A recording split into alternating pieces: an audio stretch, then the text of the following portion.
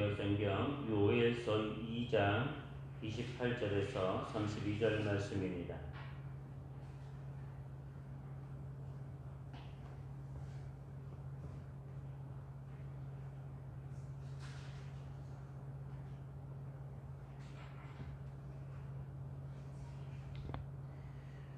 구약성경 1272쪽에 있습니다. 요엘서 2장 28절에서 32절까지 하나님의 말씀을 봉독하겠습니다. 그 후에 내가 내 영을 만민에게 부어주리니 너희 자녀들이 장래일을 말할 것이며 너희 늙은이는 꿈을 꾸며 너희 젊은이는 이상을 볼 것이며 그때 내가 또 내 영을 남종과 여종에게 부어줄 것이며 내가 이적을 하늘과 땅에 베풀리니 곧 피와 불과 연기 기둥이라. 여호와의 크고 두려운 날이 이르기 전에 해가 어두워지고 달이 핏빛같이 변하리와 누구든지 여호와의 이름을 부르는 자는 구원을 얻으리니 이는 나 여호와의 말대로 시온산과 예루살렘에서 피할 자가 있을 것이며 남은 자 중에 나 여호와의 부름을 받을 자가 있을 것임이니라. 아멘. 오늘도 하나님께 예배하러 나온 사랑하는 성도님들 위해 하나님이 예배하신 은혜와 은총이 충만하기를 주님의 이름으로 축복합니다. 예, 우리 옆 사람 축복하겠습니다. 하나님의 은혜와 사랑이 함께하기 바랍니다. 하나님의 은혜와 사랑이 함께하기 바랍니다.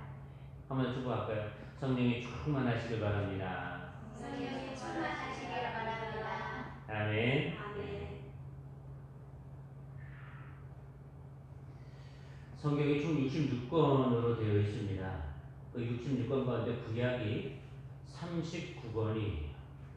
구약이 39권인데 이 39권의 구약의 성경 가운데 시나 기도로 이루어진 성경이 5권이에요. 그걸 우리가 흔히 시가서라고 얘기를 합니다. 5권. 그래서 욥기, 시편, 잠언, 전도서, 아가서를 우리는 시가서라고 구분합니다. 그리고 이제 나머지 34권의 성경을 우리는 큰 틀에서 역사서와 예언서로 구분을 하게 됩니다. 이 역사서가 17권으로 되어 있습니다. 그리고 절묘하게 예언서가 17권으로 되어 있습니다. 이스라엘의 역사를 보면 굉장히 방대하지 않습니까? 창세기에서부터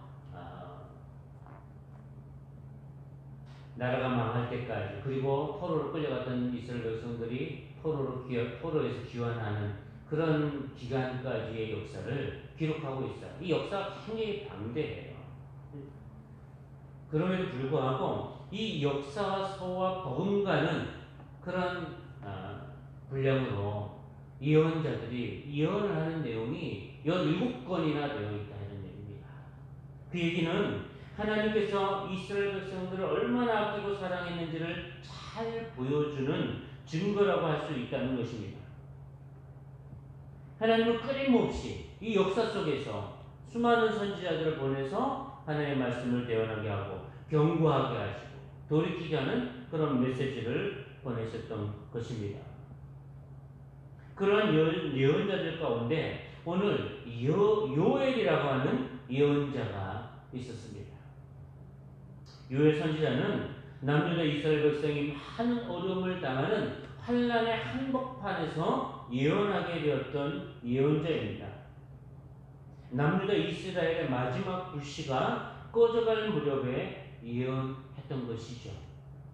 그 남유다 이스라엘의 역사에 그 왕조의 말미에 예언했던 그런 예언자라는 것입니다. 그래서 이 요엘 선지자는 서두에서부터 이렇게 하나님의 말씀을 선포합니다. 늙은 자들아, 늙은 자들에게 외칩니다. 그게 1장에 언급되어져 있는데요. 1장 2절을 보면 늙은 자들아 너희는 이것을 들어라 라고 선포합니다. 너희 날에나, 지금 너희가 경험한 이 날에나 너희 조상들의 날에 이런 일을 경험한 적이 있느냐라고 묻습니다. 원래 노인들은 산전수전을 다 겪었다고 하지 않습니까? 근데 그분들 자체가 역사예요. 그러니까 역사 속에서 생존해 왔던 분들이에요. 이전의 역사와 현재 역사를 다 온몸으로 체험한 사람들이 연세 드신 분들이죠. 늙은 자들이죠. 그들에게 묻는 겁니다.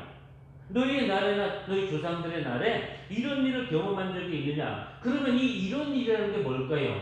요엘 선지자는 이렇게 얘기했습니다.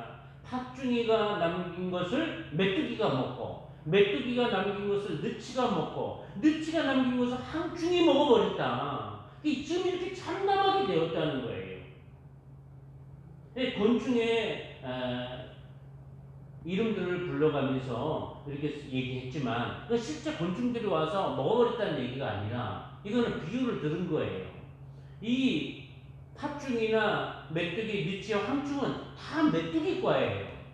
그러니까 이런 풀을 갉아먹는 이 곤충들이 그냥 한 번 와서 갉아먹고 또 뒤에 와서 또 갉아먹고 이러니까 거의 뭐 남는 것이 없는 지경에 이르게 됐다. 남유다 이스라엘 백성들이 그러한 처참한 상황 가운데 놓여 있게 되었다는 것을 지금 고발하고 있는 것이죠. 이러한 지금 환란의 한복판에 남유다 이스라엘 백성들이 있는 거예요. 그러면서 늙은 자들에게 묻는 거죠. 너희들이 지금 이런 거를 그 전이나 지금까지 경험한 적이 있느냐 말이야. 그러면서 또 취하는 자들에게 선포합니다. 취하는 자들아, 깨어서 울어라 좀. 너희들이 지금 잔치와 유흥에 빠져 있던 그런 너희들이 즐기던 모든 포도주가 끊어지게 되었다. 그리고 농부들에게 선포합니다. 농부들아 부끄러워하며 곡하라. 너희들이 농사짓는 모든 밭의 수산이 다 끊겼고 또 포도나무가 시들고 무화과나무가 마르고 석류나무, 대추나무, 사과나무 모든 밭의 과일나무가 시들어버리지 않았느냐. 제사장들에게 선포합니다. 굵은 배를 동이고 슬피 울어라. 너희들이 드렸던 소제와 전제가 성전에서 더 이상 드릴 수 없는 상황이 되어버리지 않았느냐? 그게 뭐예요? 성전도 다 유진당했다 이런 거예요.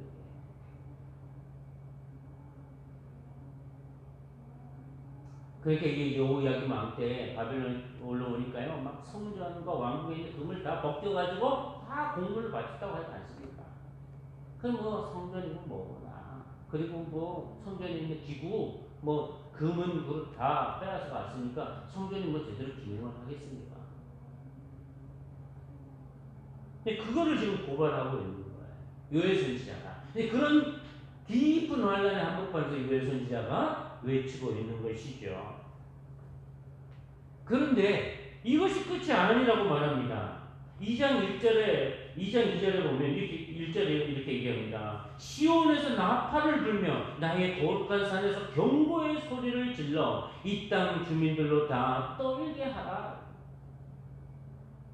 왜냐하면 여호와의 날이 임하게 된다는 거예요. 더 큰 여호와의 날이 임하게 된다는 것입니다. 그러니 두렵고 떨으라는 거예요. 그 여호와의 날은 좋은 날이 아니라 어둡고 캄캄한 날이라는 것입니다. 짙은 구름이 덮인 날이라는 거예요. 불이 그들의 앞을 사르고 불꽃이 그들의 뒤를 다 태울 거라는 것입니다. 땅이 진동하고 하늘이 떨고 해와 달이 캄캄하며 별들이 빛을 거두게 될 날이 오게 될 것이라는 거.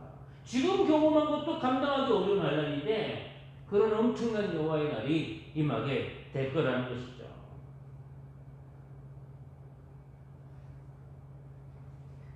그러니 너희들이 어찌해야 되겠느냐?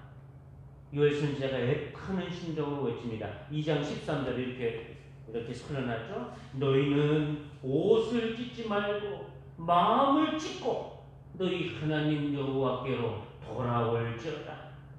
그는 은혜로우시며 자비로우시며 노하기를 도리하시며 이내가 크시사 뜻을 돌이켜 재앙을 내리지 아니하시나니. 그러니까 옷을 찢지 말고 마음을 찢고 정말 마음을 찢고 여호와께로 돌아오라라고 선포하는 것입니다. 그러면 혹시 하나님께서 뜻을 돌이켜 복을 내리지 않겠느냐? 혹시 이거 요엘도 확신할 수가 없어. 너무 오랜 시간 동안 이런 일들을 반복해 왔으니 요엘 선지자도 그렇게 얘기한 거예요. 그래서 그 14절에 보면 주께서 혹시 마음과 뜻을 돌이키시고 그 뒤에 복을 내리지 않겠느냐는 거예요. 그리고 너희들이 끊겼던 소재와 전제를 다시 드리게 할 수 있도록 회복시킬지 누가 알겠느냐 이런 얘기예요.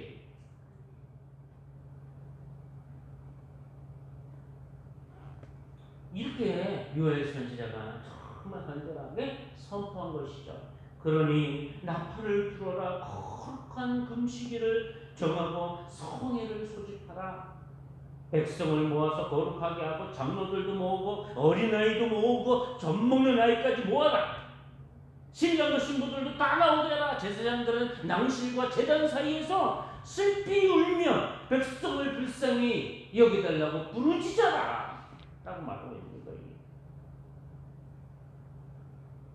주님이 허락하신 기업을 욕되게 하지 말아달라고, 이방의 조롱거리가 되지 않게 해달라고 부르짖으라는 거예요. 이게 요엘 선지자가 촉구했던 그런 메시지인 것입니다. 그렇게만 되면 하나님이 회복시키지 않겠느냐. 그렇게만 되면 하나님이 다시 그쳤던 이르기와 늦은 뒤를 때를 따라 내리실 것이고 그 수치를 다 거두시고 다시는 수치를 당하지 않게 하실 거라는 것. 그 재앙이 변하여 복이 되게 하실 거라는 것입니다.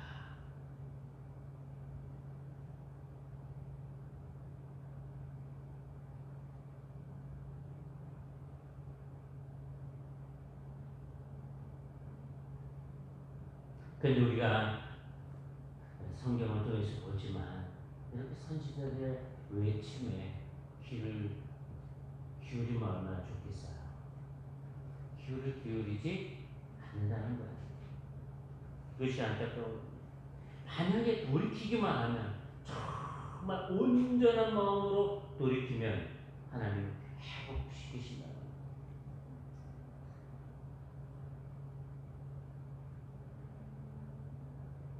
그래서 18절, 2장 18절에 얘기했죠. 그때의 여호와께서 돌이키면 그때의 여호와께서 자기의 땅을 극진히 사랑하시어 그의 백성을 불쌍히 여기실 것이라. 그냥 극진히 사랑하고 불쌍히 여기시고 회복시키는 정도가 아니라 하나님이 그 뒤에 더 큰 계획을 가지고 계셨어요. 더 큰 계획. 그것이 오늘 우리가 읽은 28절의 말씀입니다. 2장 28절. 그 후에 하나님께서 이렇게 말씀하십니다. 내가 내 영을 만민에게 부어주리니 너희 자녀들이 장래일을 말할 것이며 너희 늙은이는 꿈을 꾸며 너희 젊은이는 이상을 볼 것이며 그때에 내가 또 내 영을 남종과 여종에게 부어줄 것이다. 하나님이 하나님의 영을 부어주겠다고 얘기를 하는 거야. 이 엄청난 선언을 하는 것입니다. 그러니 이 남유다 이스라엘 백성들이 요엘 선지자의 이 강력한 선언은 요엘만 이 선언을 했던 게 아니에요. 사실은 다른 선지자들도 얘기했어요. 새 영을 부어주겠다. 그런데 이러한 예언자들의 선언을 귀를 기울이고 회개했으면 얼마나 좋겠습니까? 근데 이스라엘 백성들이 회개됩니까? 안 합니까? 안 하죠. 그래서 결국은 남유다 이스라엘 백성들은 망합니다. BC 586년에 완전히 망해버려요. 그렇다면 요엘 선지자의 이 예언이 성취될 수 없는 일이었을까요? 성취될 수 없는 그리움의 꿈에 한낱 꿈에 불과한 것이었겠느냐 하는 것입니다. 그런데 아니라는 거예요. 이 예언의 말씀이 훗날 성취되어져야 됩니다. 이 요엘 선지자가 예언했던 이 말씀이 훗날 성취돼요. 이 예언이 선포되어진 지 약 600여 년 뒤에 성취돼요. 예수님께서 부활하시고 승천하시기 전에 제자들에게 이렇게 말씀하셨습니다. 너희는 예루살렘을 떠나지 말고 아버지께서 너희에게 약속하신 것을 기다리라 하셨어요. 그 약속을 믿고 제자들과 무리들이 함께 다 기도해요. 그리고 오순절 날이 이르렀을 때 놀라운 일이 일어나게 돼요. 거기 기도하던 무리들에게 성령이 임하게 되는 겁니다. 성령이 임하니까 거기 모인 무리들이 뭐예요? 다 각자 다른 언어로 말하기 시작했어요. 그 오순절은 이스라엘 백성들이 지키는 3대 절기 가운데 하나예요. 1년에 크게 지키는 3대 절기 가운데 하나의 오순절이에요. 그 오순절을 지키기 위해서 세계에 흩어졌던 뭐 나라가 와서 없으니까 그 로마 제국 여러 곳에 흩어져 살고 있었지 않았습니까? 근데 이 절기를 지키기 위해서 그 여러 지역에 있던 백성들이 와요. 절기를 지키기 위해서. 그런데 그때에 이 기도하던 사람들이 방언이 터지는데 그것이 알아듣지 못하는 방언이 아니라 각 나라에서 온 사람들이 그들의 언어로 알아듣는 그런 방언을 하게 됐다는 거예요. 그래서 이 사람들이 깜짝 놀라요. 아니 이 사람들은 어떻게 우리의 말을 할 수가 있느냐 이런 얘기. 당황하고 놀라고 막 그러는 것이죠. 그러니까 놀라운 성령의 역사가 일어난 거예요. 그러자 그때 베드로 사도가 이렇게 선포합니다. 유대인들과 예루살렘에 사는 모든 사람들아, 이 일을 내가 너희에게 알게 하겠다는 거예요. 이 일이 어떤 일인지, 왜 이런 일이 현장에 나타나는지 내가 너희에게 알게 하겠다는 거예요. 이 일은 그 옛날 요엘 선지자를 통하여 말씀하신 것이 이루어졌느니라 라고 선언한 거예요. 사도행전에 보면 베드로가 그 선언을 하잖아요. 요엘 선지자의 예언이 지금 성취되었다고 베드로 사도가 선언하고 있는 것입니다. 요엘 선지자가 말하기를 하나님이 영을 부어주시는데 자녀들과 늙은이와 젊은이들이 예언을 하고 환상을 보고 꿈을 꾸게 될 거라 했는데 그대로 되고 있다. 심지어 남종과 여종에게도 하나님의 영을 부어주셔서 예언을 하게 하겠다 라고 선언한 것이다. 거기 기도하는 사람들이 뭐 제사장들이 기도한 겁니까? 바리새인들이 기도한 겁니까? 종교 지도자들이 기도한 겁니까? 아니요, 평민들이. 거기는 세리도 있고요, 네? 죄인도 섞여 있었을 거 아니겠습니까? 뭐 어부 출신도 뭐 이런 사람. 근데 거기 성령이 부어진 거예요. 그렇습니다. 요엘 선지자의 예언이 약 600여 년 뒤에 성취된 것을 볼 수 있습니다. 이 예언이 더 빨리 이루어졌으면 얼마나 좋을까요? 그런데 그렇게 빨리 성취되어지지 않았다는 것은 당시 남유다 이스라엘 백성들이 어떤 길을 갔는지를 잘 알 수 있는 것이죠.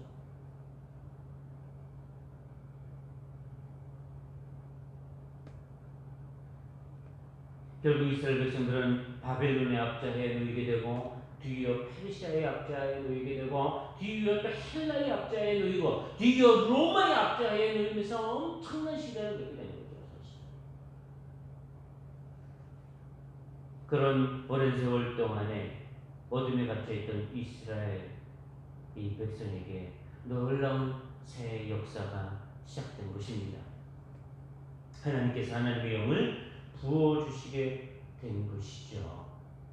그러면 하나님이 그냥 기다리고 있다가 어느 날 문득 성령을 부어주신 것입니까? 그게 아니에요.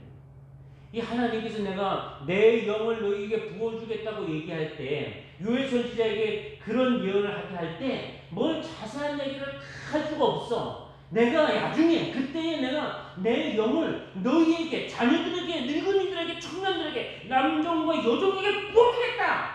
이 선언만 한 거예요. 그런데 하나님의 계획 속에는 그 영을 부어주기 위해서 하나님이 하실 더 큰 일이 있었어요. 그게 뭐예요? 예수 그리스도를 보내주는 거예요. 그 영을 부어주시기 위해서 이미 구원의 길을 닦는 일을 하셔야 되지 않습니까? 구원의 길을 닦는 일. 그래서 예수 그리스도를 먼저 보내셔야만 됐던 것이.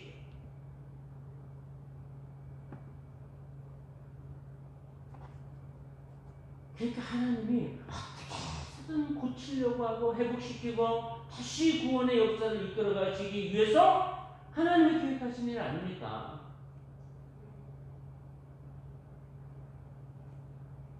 예수님이 오셔서 많은 일을 하셨죠. 네? 뭐 회개를 선포하고 만병자들을 고치고 하나님의 나라에 대해서 말씀하셨잖아요. 네? 근데 그 모든 것을 함축적으로 결국은 예수님이 하시는 그 최대의 완성은 뭐예요? 우리의 모든 죄를 짊어지고 죽으시는 거예요. 그리고 3일 만에 부활하시면서 우리의 모든 죄를 도말하시고 우리가 살아날 것을, 부활할 것을, 그 길을 열어놓으신 것이 예수님이 하신 일이잖아요.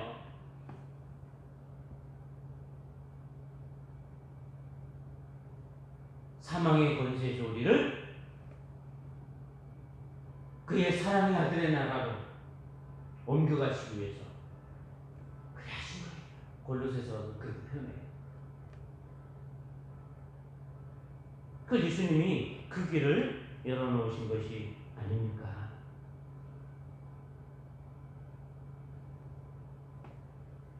그리고 성령을 부으시기로 약속하신 거예요. 계획하신 거예요. 그래서 예수님 떠나시기 전에 뭐라 했습니까? 내가 가는 너희에게 보혜사를 보내주겠다고 했어요. 그가 오면 너희로 하여금 모든 것이 생각나게 할 것이다. 너희를 가르치고 내가 너희에게 말한 모든 것이 생각나게 할 것이다.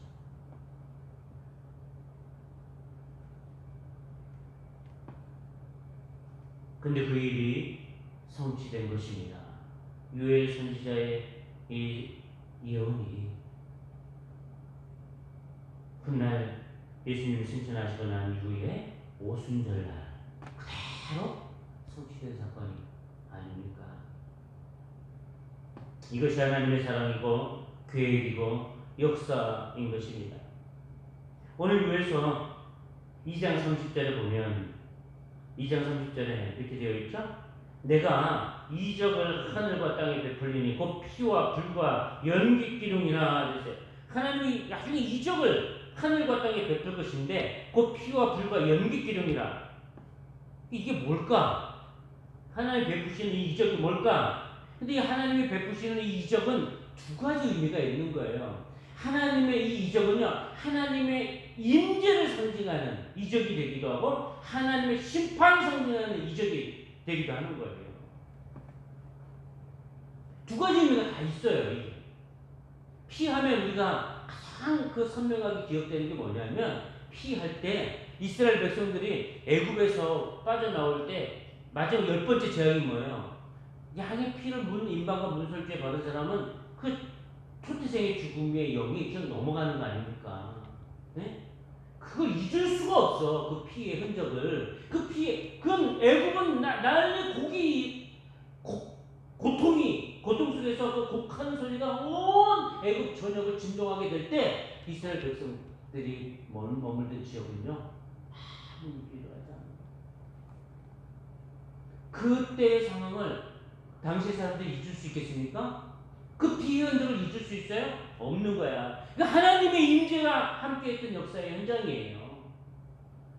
그래서 하면 그 피의 흔적으로 말미암아 하나님이 영이 그냥 죽이지 않냐고, 초태생을 죽이지 않고 넘어갔다는 그 기억, 상세한 기억이 그대로 남아있는 거예요. 하나님의 임재가 경험되어지는 것이죠. 그리고 이 불과 연기 기둥이라는 것은 이스라엘 백성들이 시내산에서 하나님의 임재를 경험한 적이 있어요. 그때 시내산이 붉게 타올랐다고 하지 않습니까? 그 연기가 구름 기둥처럼 온기가마처럼 올라갔다 했어요. 그거는 불과 연기 기둥은 하나님의 임재를 상징하는 거예요. 그러니까 다시 말하면 여기 요엘 선지자를 통해서 내가 이적을 하늘과 땅에 베풀 것인데, 예? 하나는 하나님의 임재가 반드시 있게 될 것이라고 하는 그런 예언을 한 것이고, 또 하나는 그 마지막 때에 이 징조라고 하는 것은 엄청난 심판의 징조이기도 하는 거예요. 그 피는 뭐예요? 수많은 사람들이 죽어가는 것을 또 상징하는 것을 보여주는 거예요. 피가. 누군가에게는 그 피가 생명이 되는 구원의 역사야. 그런데 누군가에게는 그것이 어마어마한 공포의 현장이에요. 그 피가. 수많은 사람들이 풀어나가는 거야. 그게 양가의 의미가 들어있다는 거예요. 불과 연기 기둥도요. 그게 불이라는 게 심판을 상징하는 거예요. 엄청난 불이 타오르는 모든 것이 전소될 때 타오르는 그 연기 기둥. 그것은 참상을 얘기하는 거예요. 그러니까 하나님의 임재의 상징이기도 하면서 심판의 상징이기도 한 것이다. 근데 요엘 선지자에게 이미 이것을 예언한 것이죠. 그래서 임재가 있을 때는 뭐예요? 하나님의 영을 모든 만민에게 부어주는 거야. 이 엄청난 은총이에요. 근데 이것이 심판이 될 때, 그날에 심판이 될 때는 어떻게 되는 거예요? 그게 31절이에요. 여호와의 크고 두려운 날이 이르기 전에 해가 어두워지고 달이 핏빛같이 변하게 된다는 거예요. 그것은 심판이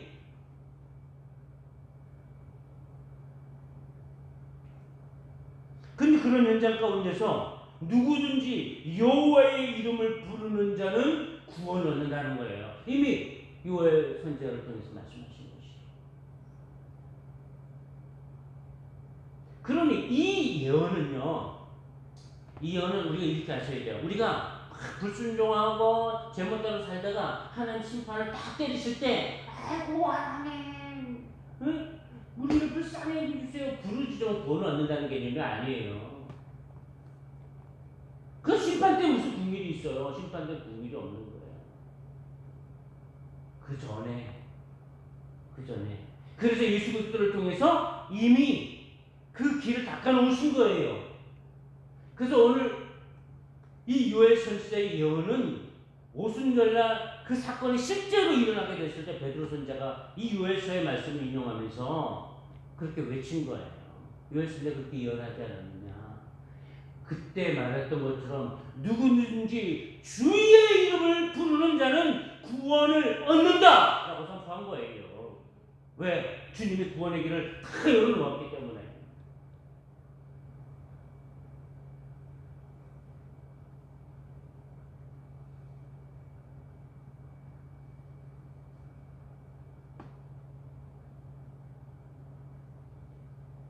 그렇습니다.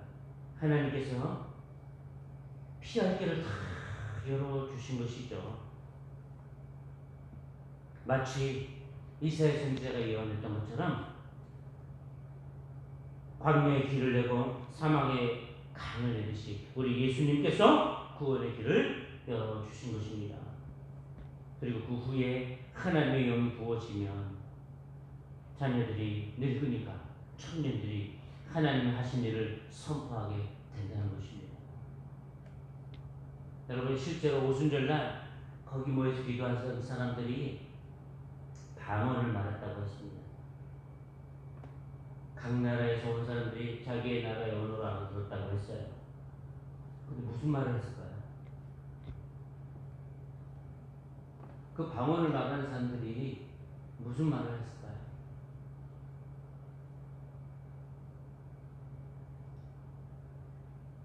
아무 의미 없는 말을 하면 뭔 의미가 있겠어요?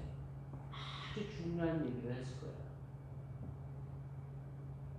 그것은 예수님이 우리의 구원자라는 것, 그분이 정말 죽으셨다가 살아나셨다는 것을 증언하지 않았겠습니까? 그들이 말했을 것 같은 내용을 베드로가 그날 설교하면서 다 증언한 거예요.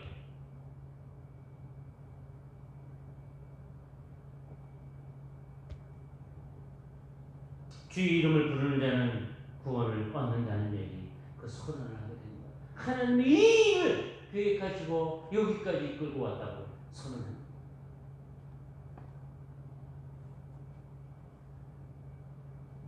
그러니 하나님의 이 계획이 얼마나 큰 것입니까? 오늘날도 그분의 이름을 부르는 자는 구원을 받는다는 것입니다.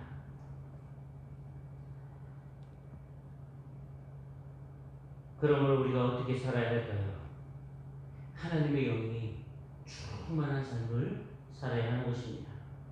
자신을 낮추고 회개하며 말씀을 사모하고 기도의 깊은 자리에 내려가야 하는 것입니다. 그럴 때 하나님이 밝게 보이게 됩니다. 성령의 사람이 될 수가 있는 것이죠. 이스라엘 백성들처럼 600년 뒤에 성취되는 것을 후대 사람들이 보는 것이라면 이 얼마나 안타까운 일이에요. 우리가 그렇게 뒤늦게 성취되는 것 그런 말씀이 아니라 오늘 하나님의 은혜가 우리의 삶의 현장이에요.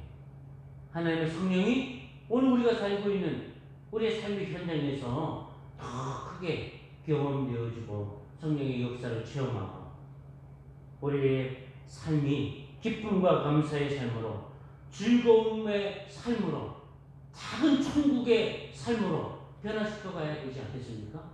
그것을 우리 하나님은 오늘 우리에게 요구하시는 삶이라는 것입니다. 유엘 선지자의 예언이 너희들에게 해당 안 되고 600년 뒤에 해당될 일이라고 예언했겠습니까? 당시에 그 유엘 선지자의 선언을 듣는 이스라엘 백성들에게 너희들에게 있기를 원한다고 간절히 외친 거 아닙니까? 그 말씀이 오늘도 생생하게 우리에게 말씀하시는 거예요. 성령에 사로잡힌 자가 되어 하나님 기뻐하는 길을 걸어가라고 주님을 닮아가라고 우리에게 외치는 줄 믿습니다. 그러한 하나님의 사람들이 되기를 주님의 이름으로 축복합니다. 기도하겠습니다. 사랑의 아버지 하나님, 유엘 선지자가 마치 마지막 불씨가 꺼져가는 남유다 이스라엘 백성들을 향해서 간절히 외쳤던 것. 그럼에도 불구하고 그들이 결국은 침몰할 수밖에 없었던 것을 보게 됩니다. 하나님의 말씀이 생생하게 오늘 우리에게 선포되어지는 줄 기억하게 도우시고 이미 모든 것을 이루어 놓으시고 성령을 부어주시기를 원하시는 그 하나님 기대하고 성령을 사모하고 하나님의 영에 붙들려서 살아갈 수 있도록 도와주옵소서. 예수님의 이름으로 기도하옵나이다.